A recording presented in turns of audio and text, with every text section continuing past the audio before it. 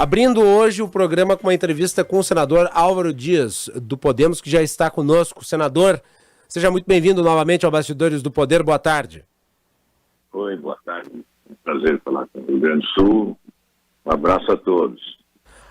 Senador, o senhor é uma das principais lideranças do partido que hoje tem entre seus quadros o ex-juiz, ex-ministro Sérgio Moro.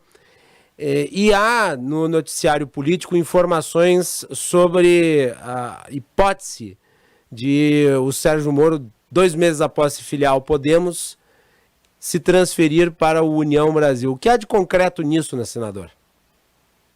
Bom, eu acho que é até uma boa notícia, né? Porque isso demonstra potencialidade. Isso mostra que o juiz Sérgio Moro tem potencial de voto para chegar à presidência da República e desperta essa cobiça, né? O que eu sei sobre o assunto é o que está na imprensa. Houve uma tentativa do União Brasil, ainda em informação, né? Depende de uma decisão do Tribunal Superior Eleitoral para se confirmar a fusão do DEM com o PSL, mas é uma previsão positiva de que se concretizará e haverá então o partido chamado União Brasil. Antes da filiação de Moro ao Podemos, houve uma tentativa. Convidaram, insistiram para que ele se filiasse à União Brasil, mas ele preferiu o Podemos. Agora volta essa tentativa, há sim convites, acho isso absolutamente legítimo, não é? Agora, a decisão é de Moro, não é nossa, não é minha, não é do partido, eu acho que é uma decisão pessoal. Eu defendo sempre essa tese. Opção partidária é pessoal, porque não é uma aliança eleitoral apenas. Uma coisa é a coligação de partidos, trata-se de uma aliança eleitoral. Vencida a eleição, essa aliança se desfaz e os partidos mantêm a sua identidade programática. Agora, a filiação ao partido diz respeito à convicção programática.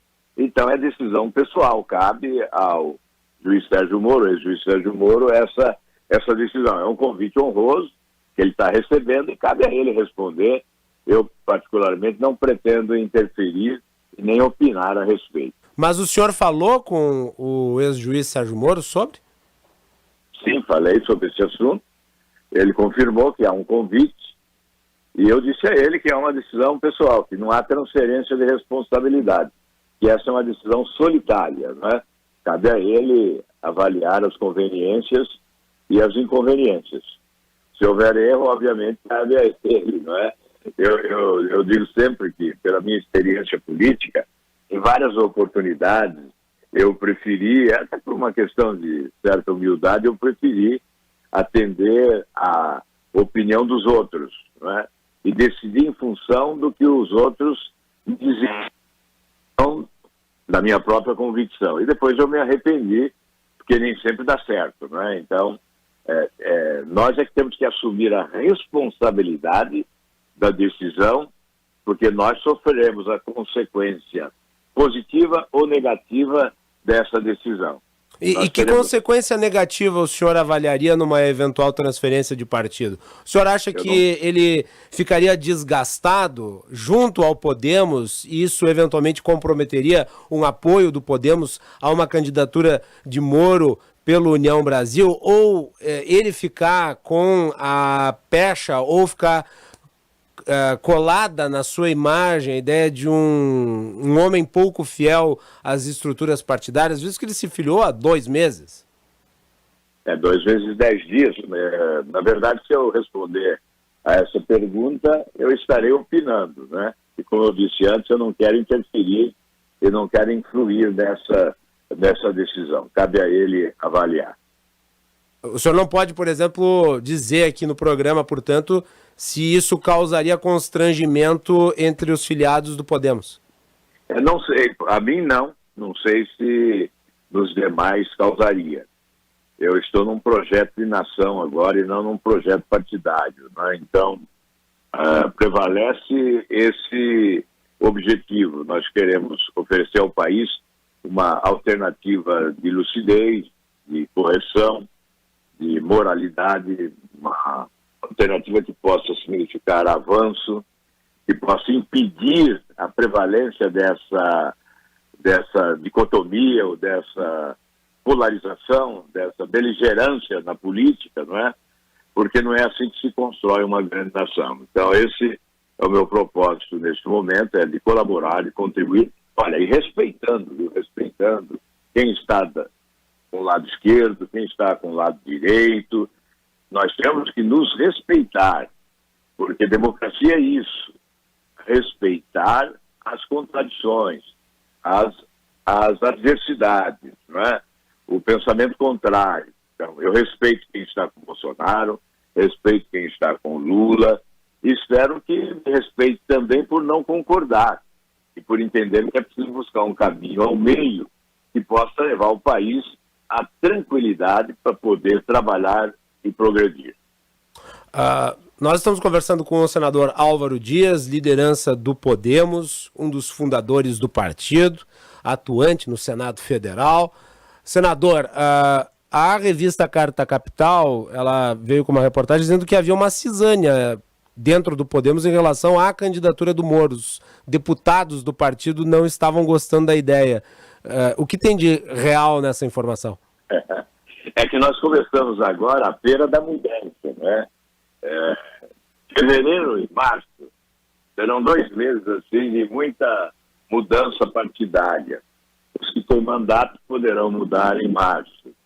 Então, olha, não é novidade para ninguém que políticos procuram defender, em primeiro lugar, os seus próprios interesses.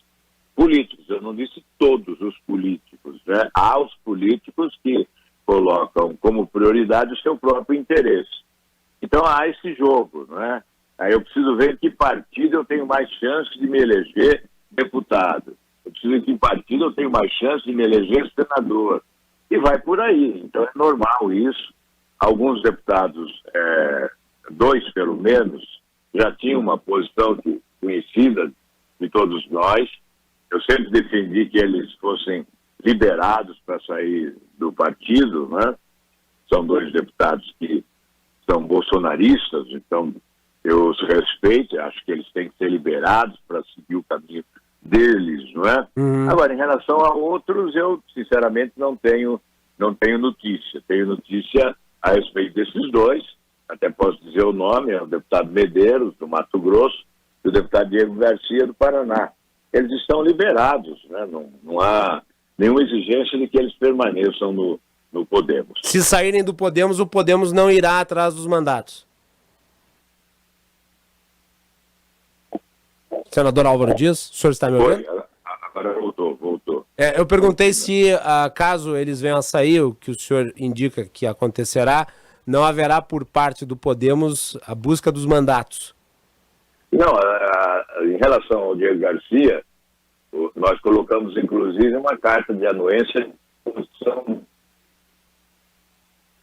Senador Álvaro Dias? Sem sair antes do mês de março, que é o mês da janela, não é? Perfeito. E o Medeiros certamente está aguardando também a janela para sair do partido. Eu sei que alguns deputados preferiam liberdade, não ter candidato à presidência, para livrarem, né, e navegarem em todas as águas. Mas nós precisamos, de certa forma, defender a existência de projetos, não é?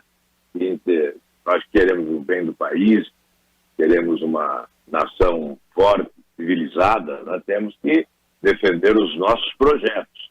E é isso que estamos pretendendo fazer com o Podemos. Senador, ainda sobre esse convite feito a Sérgio Moro pelo União Brasil, o PT e o PSB estão costurando a criação de uma federação partidária. A federação partidária é uma inovação da legislação eleitoral brasileira e eu pergunto ao senhor, não haveria hipótese de o Podemos e o União Brasil criarem também uma federação partidária de modo a englobar a candidatura do Sérgio Moro sem haver crispação? Olha, realmente a federação foi o jeitinho brasileiro, né? O senhor é contra? Sim, aliás, eu votei favoravelmente exatamente num processo de entendimento para acabar com a coligação partidária. O fim da coligação nas proporcionais foi um avanço e faria desaparecer alguns partidos, né, da esquerda histórica. Então houve um entendimento que, por intermédio dessa federação, esses partidos acabarão, alguns deles, sobrevivendo, né? Por essa razão que há a federação.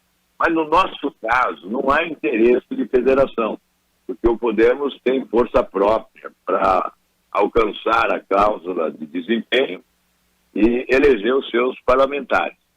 Portanto, não há razão. O que nós defendemos é uma coligação na majoritária, né? Coligação para a eleição de presidente da República. Isso é que nós defendemos. Então não se construiria uma federação com a União Brasil nem para evitar a saída do Sérgio Moro?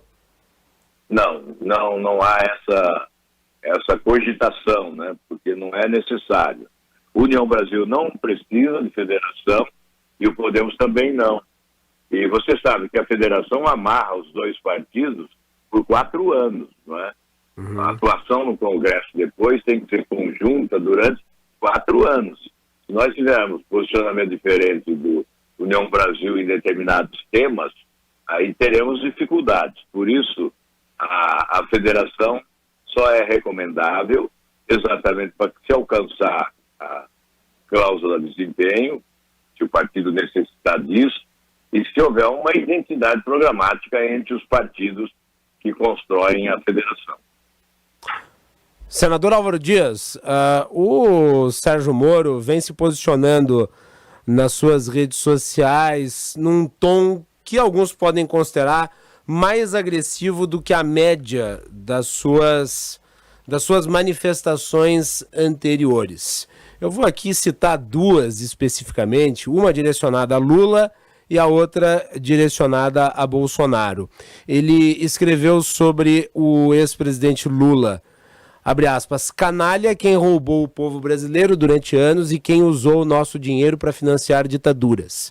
E quadrilha é o nome do grupo que fez isso, colocado por você, Lula, na Petrobras. Você será derrotado, só ofende, pois não tem como explicar a corrupção do seu governo, fecha aspas. E daí, mais recentemente, ele também fez uma postagem em relação a Bolsonaro e a alguns ataques que ele recebeu de militantes bolsonaristas nas redes. Escreveu o seguinte, abre aspas, como lhe falta coragem, Bolsonaro terceirizou seus ataques a mim, mandou um produtor de fake news do outro lado do mundo preparar um vídeo cheio de mentiras e teorias da conspiração. Bolsonaro já é covarde na Austrália, fecha aspas. A que se deve, senador, essa mudança de tom? Porque o Sérgio Moro vinha fazendo colocações que eram consideradas moderadas, talvez até tentando assumir uma postura diferente dos protagonistas da polarização política. Mas agora ele enveredou por um caminho de respostas mais duras. Então eu lhe pergunto, qual é o sentido dessa movimentação do ex-juiz? É claro que o melhor dos mundos seria ignorarmos o ódio, tanto da esquerda quanto da direita, e construirmos um caminho adiante, na direção do futuro, com projetos de mudança para o país. Mas isso se torna impossível. Vocês conhecem aquela regra. A cada ação corresponde uma reação de igual força e proporção. Se você é chamado de canalha e você não reage, é evidente que você sucumbe. Se você não reage a determinados ataques impróprios, descabidos, injustos, caluniosos, difamadores, numa tentativa de assassinato de reputação, se você não reage, acaba admitindo que realmente quem ataca tem razão. A reação, portanto, é natural, é espontânea, é sincera e é necessária. Não há como. Moro não quer atacar ninguém, mas se ele é atacado, ele tem que reagir, eu repito, com força igual ou superior, porque tem razão para isso. Tem vida limpa e não pode ficar admitindo esses ataques. Isso alguns atribuem também ao fato de ele não ter se movimentado nas últimas pesquisas, de que seria necessário bater mais. Não, isso não é verdade. Olha, ele tem 2 meses, 10 dias de política e tem 11%. Tem gente aí que disputou 4 eleições e não chega nem aos pés dele, em matéria de intenção de voto, não é? Então, com 2 meses, 10 dias de política, ele se filiou no dia 10 de novembro, ele já tem 11%. Então, é um índice considerável, até porque, se você sair às ruas e perguntar para as pessoas, eu imagino que em torno de 70%, 80% sequer sabe o nome de todos os candidatos. As pessoas estão ainda distantes do processo eleitoral, né? A campanha começa só em agosto. E todos nós sabemos, historicamente, a consolidação do voto começa a ocorrer depois de 7 de setembro. É assim, o brasileiro age dessa forma. Então, hoje há intenção de voto, mas não é voto cristalizado, não é voto definitivo, né? É intenção apenas, não é certeza de voto. Então, pode ocorrer migração de um candidato para outro em função das circunstâncias, em função da campanha, do desenvolvimento da campanha, do conhecimento do comportamento de cada candidato. Enfim, tudo isso influi. É evidente que é possível crescer mais ou menos dependendo do espaço de comunicação. E, nesse caso, nós dependemos da mídia. Se a comunicação vem no sentido positivo, há a possibilidade de crescimento. Se vem no sentido negativo, aí há a possibilidade de queda ou de paralisia, não é? Então, ficamos dependentes muito da mídia convencional. Nós não temos o tal horário gratuito, não é, para o proselitismo, para a exposição dos projetos, para a defesa dos interesses do país, não é? Então, por isso, é muito cedo para imaginar que alguém possa crescer o suficiente para colocar em risco a posição dos que lideram, um porque já foi presidente e o outro porque é o presidente atual. Certamente nós vamos ter tempo para evolução. O Deltan Dallagnol foi coordenador dos procuradores da Lava Jato, se filiou ao Podemos também, tem aí uma pré-candidatura a deputado no estado do Paraná, e ele se filiou ao Podemos logo após a filiação de Sérgio Moro. Caso venha a se concretizar a saída do Sérgio Moro, o Deltan Dallagnol fica ou acompanha o ex-juiz? O senhor chegou a falar com o Deltan sobre essas movimentações? Não falei, mas tenho certeza que ele fica. A opção dele foi independente, não é? Uhum. Ele fez uma opção independente. Há muito tempo ele conversava sobre 10 medidas de combate à corrupção, frequentava o Congresso para acompanhar o debate sobre a legislação criminal e já demonstrava suas convicções, a necessidade de promover aprimoramento da legislação. É por isso que ele veio para a atividade política. Eu não vejo nenhuma possibilidade de ele deixar o partido. Ele tem potencial, se desejar, até para ser candidato a governador de estado, para ser candidato a senador da República, e está fazendo a opção de começar pelo degrau de baixo, de deputado federal, que ele poderá ser muito útil na Câmara dos Deputados. E sendo ele, esse nome que tem tanto potencial, não poderia ser talvez também um plano B do Podemos, caso o Sérgio Moro saia do partido? Ou isso nem se aventa? Você sabe que o Podemos tinha plano B antes já, né? Se o Sérgio Moro não ingressasse no partido, o Podemos tinha já a candidatura para se apresentar durante esse pleito, como teve em 2018. Com o senhor? Exatamente, o Podemos preparava a nossa candidatura à presidência. Não tive nenhuma dificuldade em abrir mão em favor de Sérgio Moro, exatamente porque ele tem um potencial maior. Ele atende a esse desejo da população, de que alguém fora da política possa vir e ser uma novidade, ser um destaque, não é? Ser coisa nova, ser alternativa, não é? Então, ele vem com um patrimônio conquistado na magistratura, inegável, Quem é que não viu o Sérgio Moro carregado nas ruas do país como ícone no combate à corrupção? Multidões carregaram o seu nome pelas ruas do país. Então ele tem esse patrimônio adquirido. Por essa razão, eu entendi que ele tinha muito mais condições do que eu para ser candidato à presidência da República. Condições eleitorais muito superiores às minhas para ser candidato à presidência da República.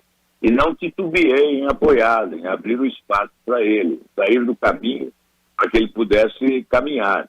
E assim deveriam agir também aqueles que acreditam que o país necessita de uma alternativa que chamam terceira via, aqueles que possuem as suas próprias ambições, mas que sentem que há alguém com projeção maior, com potencial de votos maior, deveriam também fazer o mesmo e estabelecer uma convergência, buscar uma unidade para que esse projeto se torne viável e vitorioso. Porque eu não tenho dúvida, no momento em que nós demonstrarmos a viabilidade do projeto Sérgio Moro, presidente, nós vamos atrair votos da esquerda e votos da direita, porque há muita gente insatisfeita, tanto na direita quanto na esquerda.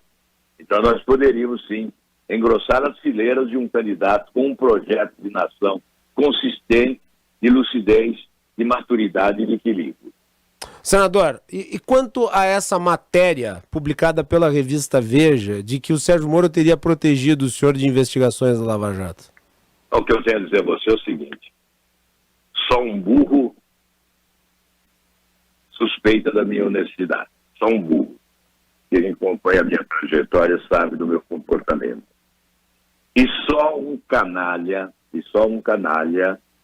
finge acreditar num factoide dessa natureza, que foi lançado pelo PT antes de 2018.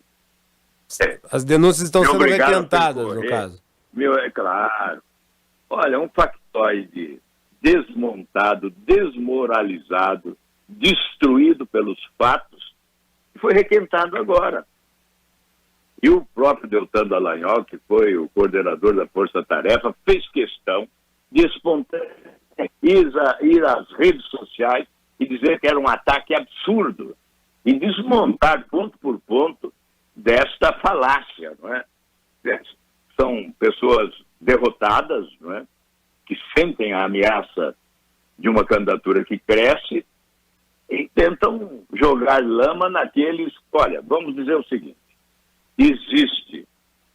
O senhor atribui essa tentativa de trazer informações do passado de volta, que já teriam sido desmentidas, a uma ação de assassinato de reputação? Exatamente, com o objetivo de atingir Sérgio Moro. Porque eu não sou candidato a presidente da República. É o objetivo de atingir Sérgio Moro. Ocorre o seguinte: na Itália, como se sabe, operações Mãos Limpas, né? Depois da Operação Mãos Limpas, os corruptos conquistaram a impunidade. No Brasil, além da impunidade, eles querem vingança. Vingança contra quem? Contra aqueles que combateram a corrupção, aqueles que denunciaram. E se nós formos verificar nos anais do Congresso Nacional, certamente encontraremos um nome que se destacou no combate à corrupção. E esse nome, evidentemente, é o meu, porque durante todos esses anos eu combati ardorosamente a corrupção e defendi ardorosamente a Operação Lava Jato. Então, é uma espécie de vingança de um lado e do outro lado, uma tentativa de desqualificação. Isso sempre existe no mundo da marginália, né? A tentativa de desqualificar quem denuncia, não é? Exatamente para tirar a força da denúncia. Mas, olha, tranquilamente, nós não vamos nos preocupar com isso. É evidente que nós ficamos revoltados com essa tentativa de assassinato de reputação, mas conscientes de que só acreditará nisso ou fingirá que... Senador, acho que houve uma interrupção na ligação. O senador estava respondendo aí sobre a reportagem da revista Veja em relação a uma acusação de que o ex-juiz Sérgio Moro teria protegido o senador de investigações da Operação Lava Jato e o senador respondendo de forma contundente aqui.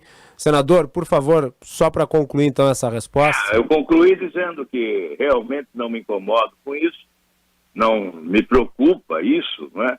Claro que provoca indignação, mas nenhuma preocupação, porque eu sei que quem mexe com isso, quem finge acreditar nessa história, é um verdadeiro canalha. E senador, a que o senhor atribui a publicação pela revista Veja disso, então? Essa tentativa, né, de desgastar a imagem de Sérgio Moro. Não sei quem está por trás disso, não sei quem está, mas, na verdade, é um factoide ridículo, porque os fatos desmontam tudo.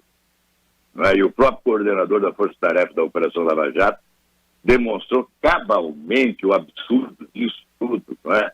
Na verdade, não existe, o meu nome não consta em nada, tem certidão negativa de todas as esferas, Ministério Público, Supremo Tribunal Federal. Aliás, é tão ridículo querer colocar no colo de Sérgio Moro isso, porque, como eu sou senador e tenho foro privilegiado, Sérgio Moro não tinha autoridade para qualquer ação que envolvesse o meu nome, só o Supremo, né? E nada chegou a Curitiba envolvendo figuras com foro, porque quando chegavam figuras com foro privilegiado, encaminhava-se à Procuradoria-Geral da República. Se não houve encaminhamento à Procuradoria-Geral da República, isso nunca constou. E não constou mesmo, porque eu fui à Polícia Federal verificar os inquéritos, né, e fiz certidão negativa. Em 2018 eu carregava no bolso. Mas se alguém ousasse, eu faria engolir a certidão negativa da Polícia Federal, que demonstrou não constar o meu nome em inquérito algum. Senador, é isso aí. Senador, uma última pergunta. Ainda em relação a possível, a eventual transferência de Moro. O senhor tem ideia de quando isso se conclui? O prazo limite de filiações, janela partidária? O que está sendo especulado? Não, eu não vejo essa especulação tão intensa no partido, né? Eu sempre digo, olha, eu estou sabendo isso por intermédio de jornalistas, né? No interior do partido não se conversa sobre isso. Eu não tenho sido procurado nem mesmo pela União Brasil, não é, para tratar desse assunto. E, é claro, filiação partidária tem um prazo limite, Sim. que é o final de março, né? Então, essa especulação vai se esgotar no final de março. Muito bem. Senador Álvaro Dias, muito obrigado por ter atendido ao convite da nossa produção para falar sobre esses assuntos. Alguns deles, eu sei, podem ser considerados até incômodos, mas eu acho que é importante dar o esclarecimento para a população. O nosso papel aqui é perguntar e lhe franquear o espaço para responder. O senhor sempre tá convidado para participar, os microfones ficam à disposição, senador. Tá ok, muito obrigado e estou sempre à disposição.